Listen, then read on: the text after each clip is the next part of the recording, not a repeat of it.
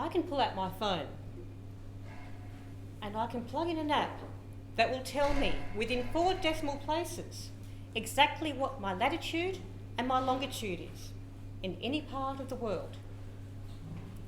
But that's a relatively recent phenomenon. Imagine it's not 2022. In fact, it's 1914. And you're one of 28 men aboard a 3-masted barkentine called the Endurance.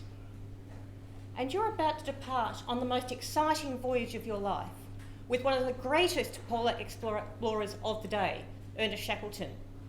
And he is going to take you beyond the limits of the maps to Antarctica, to journey where no man has gone before, to assist in an expedition to cross from the Weddell Sea, past the South Pole to the Ross Sea, a journey of 1,800 miles over land, half of which has never been explored before.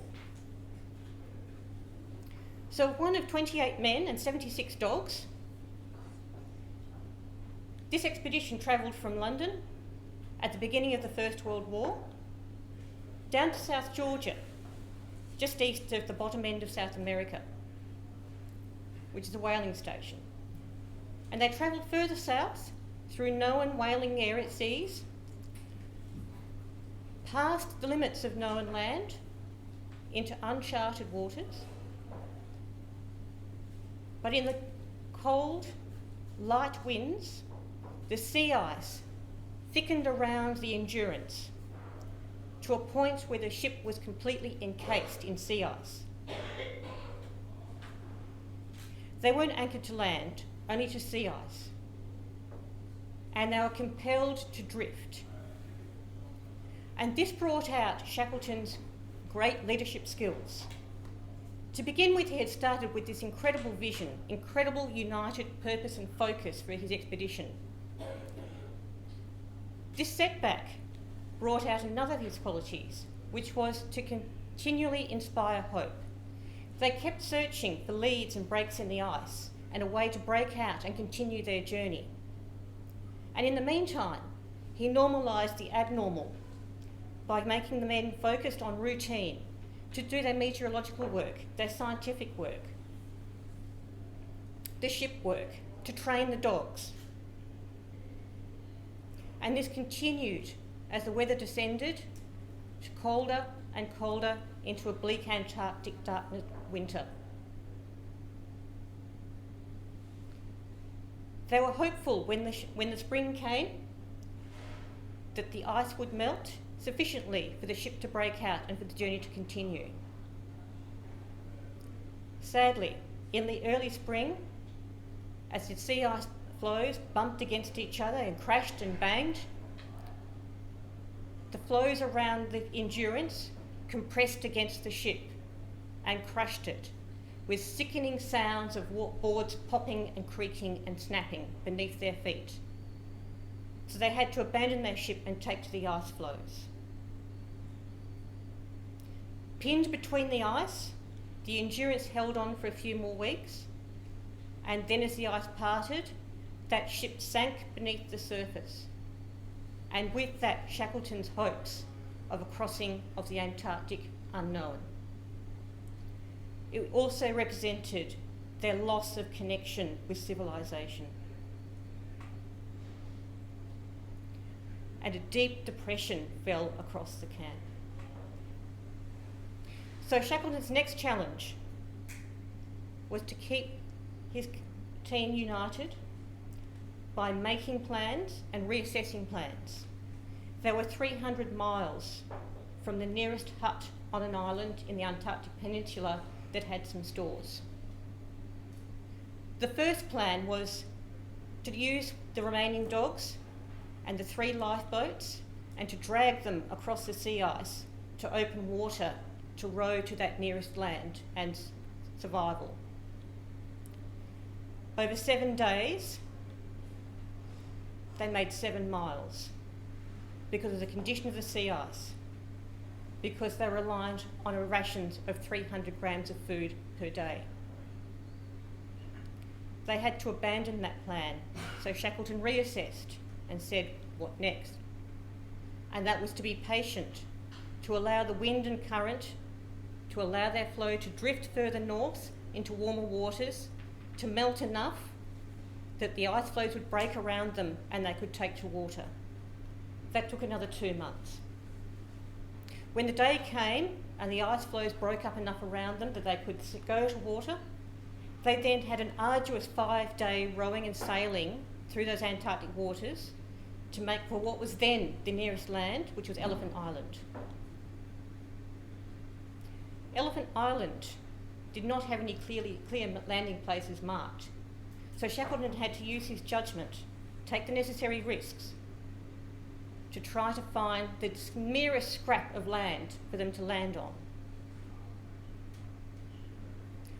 Once the joy of making landfall, picking up those sharp rocky pebbles and appreciating the joys of firm earth beneath them after more than a year of floating on ice, Shackleton had to make the hardest decision of all. There was not one hope that a rescue mission would find them on Elephant Island. It wasn't used by whalers. That no one knew there was even a landing spot. The only hope they had was for him to take sail with one of their boats of not more than 7 metres long and to sail 800 miles to the north back to South Georgia. It was a perilous, suicidal decision that he could justify only by the fact that there was no other means of supporting life available to them.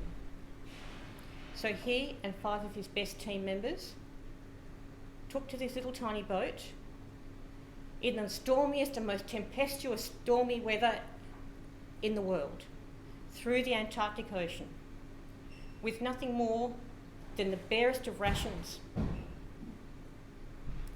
an aneroid compass, binoculars, a sextant, the most basic of navigational aids, but outstanding navigators, and over 16 incredibly arduous days and nights, Shackleton and his team found their way to South Georgia, and they landed on the west coast. And yet even then, Shackleton's rescue mission wasn't over, because the west coast of South Georgia was completely uninhabited. They took 3 or 4 days to recover their strength after almost perishing in these enormous stormy seas of 10-metre swells in which they would perch high on the waves and plunge down into the depths so deep that their sails would barely flap in the breeze. On South Georgia, they spent a few days eating and drinking water, recovering sufficiently for that crossing across South Georgia. Now, South Georgia, in that part, was also uninhabited and was also uncharted. It wasn't on any map. But Shackleton, being the great explorer that he is, and with 2 of the 5 men that he took with him, packed some rations into some dirty socks, and over 3 days traversed mountains, glaciers, waterfalls to find their way to civilisation and rescue. When they arrived at the whaling stations in South Georgia, they were unrecognisable. And they spent just long enough to greet the whaling station commander before mounting that rescue mission to go back to Elephant Island and rescue his crew. It took something like 4 attempts with the aid of 3 different governments to find a suitable ship that could go through the ice around Elephant Island and rescue his men. And what is truly remarkable is that all 28 of the men that he took out from London survived that journey. So Shackleton's journey is almost like a successful failure. It didn't make that remarkable journey across the Antarctic that he had hoped. But it is even more remarkable for his leadership skills in the most trying of adversity and focusing on the survival of his men and making that the greatest achievement he could achieve.